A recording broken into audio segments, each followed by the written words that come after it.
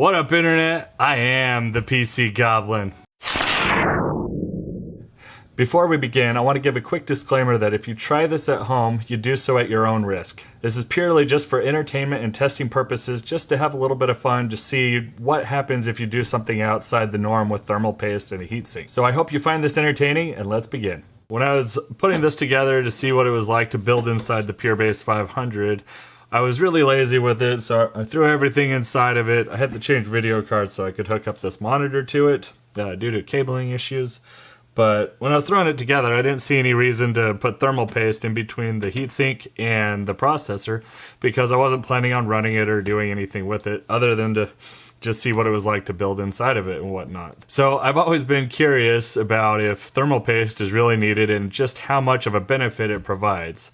Now, this isn't going to be the most extreme test there is because this is a lowly i3 8350K, so it's only 4 cores, no hyper-threading. Before I turn on the computer, I'm not going to take this off and just show you that there's no thermal paste. When I take it off to add thermal paste, I'll show you that there was no thermal paste when I pull it apart. We're going to see what kind of temperatures we get with no thermal paste, and then we're going to try it with thermal paste just to see how much of a difference thermal paste actually makes on this.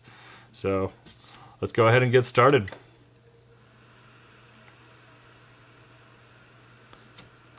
It's turned on. That's a good sign. Okay, so we're in Windows, so that's a good sign. I'm going to go ahead and close Task Manager, and we're going to launch IDA64.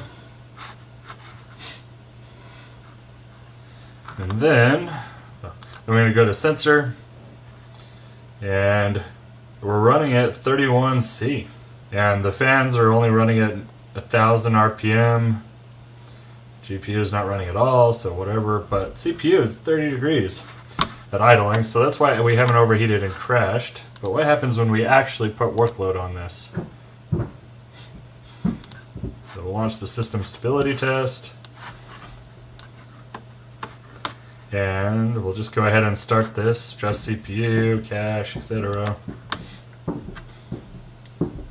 Spiking up pretty quick. We're at 48, 50 degrees for the whole CPU, 52. Oh, is it going to crash? No. It's staying at 54, 55, 56. Now we're going to go ahead and let this run for a little bit just to see how hot this thing actually gets after it's been running for a while. So I'll be back.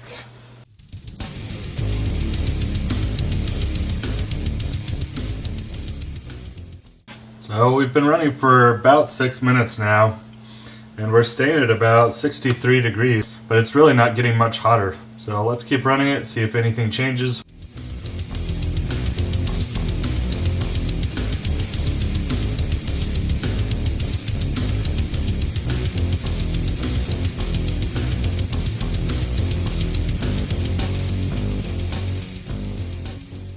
So it's now been running for, I don't know, 20 minutes or so, and we haven't really gone above 64 or 65 degrees sitting right here, so that's pretty awesome. Now it's time to turn it off, put on thermal paste, and see what it does. Okay, so here you can see it. Now I've got to take off the fan.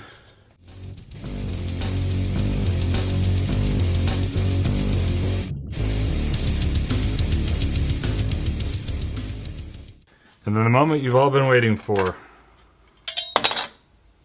as I dropped it on my motherboard. But no thermal paste, see? Nothing.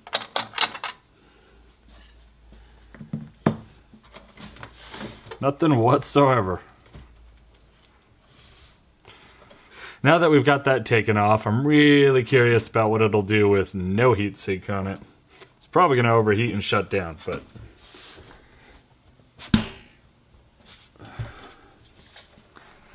But since I didn't think it was going to do nearly as well as it did without thermal paste, who knows, maybe it'll just hover at 80. Alright my dudes, time to see what actually happens. I'm nervous. So nervous.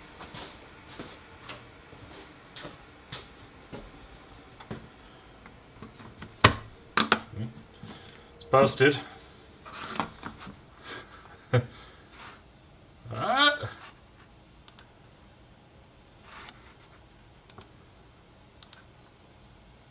What's going on?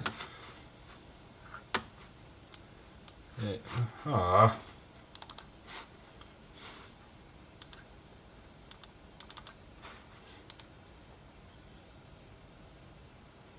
It's okay. Even though my evaluation's over, we can still figure out what's going on. Oh, okay. So, no heatsink whatsoever. We're getting 65 degrees. Go 67 degrees.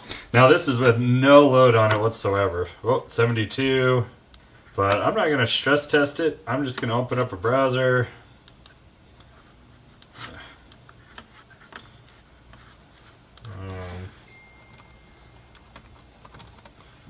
I don't have wireless. Do I have?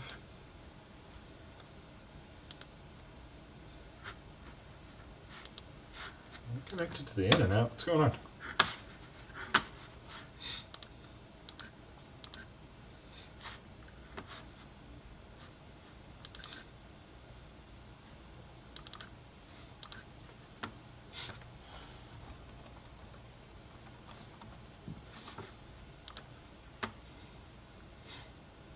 It's probably because I don't have the antennas on, but let's see. Connected, secure.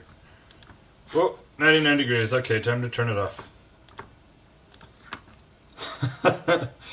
Well, good news is it didn't overheat and shut down, but bad news is it got up to 99 degrees. So, at least a heatsink is needed.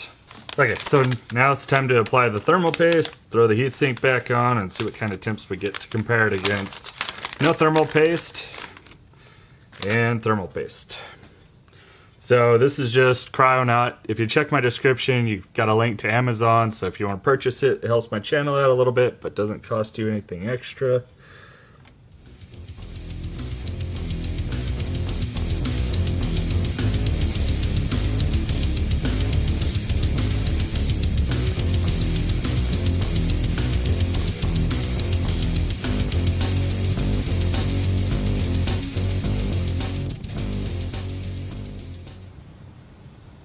Okay, so idling, it is one or 2 degrees colder.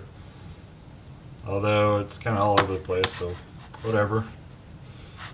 So we're going to go ahead and launch RealBench because while filming this, my trial on IDA 64 died. And I'm not going to fight with trying to get a new one, etc. This will work just as well, I think, in stressing out the CPU.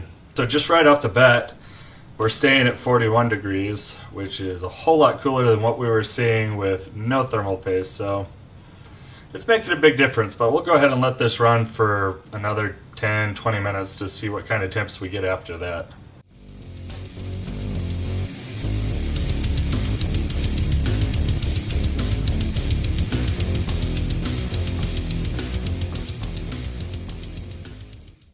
This has been running for more than long enough for it to stabilize, so I'm going to go ahead and stop it.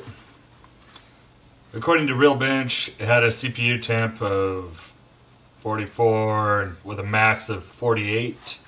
This was reporting 45 for the average temperature on it, so that's quite a bit of difference.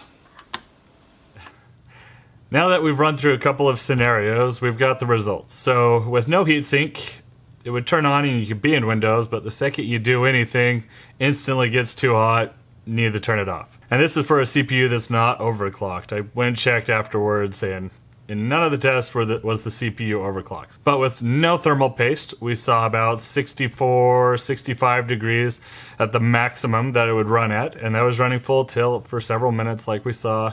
And then finally with thermal paste, we saw a 20-degree delta between no thermal paste and with thermal paste. So it was running at about 44, 45 degrees, whereas with no thermal paste, it was 20 degrees hotter and running at 64, 65 degrees, like I said. So what does all this mean? Well, basically it means you need thermal paste. But if you're in a pinch and you don't have any and you need to test out your system or whatever, you should be safe throwing the CPU cooler on top of the CPU with no thermal paste so you can do whatever it is that you're needing to do. And as a bonus, if you're running an i3, you technically don't ever need thermal paste. I'd still put it. I don't recommend running without thermal paste, but I mean, you saw the results. It runs, and it runs at a perfectly healthy temperature of 64, 65 degrees. Like that's safe, that's fine.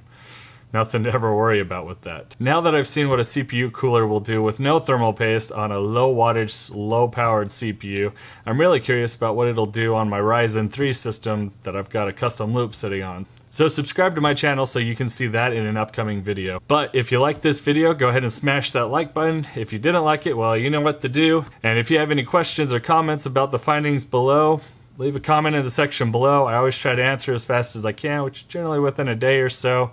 And hopefully you want to see more of my stuff, so I'll see you next time. And thank you so much for watching, guys.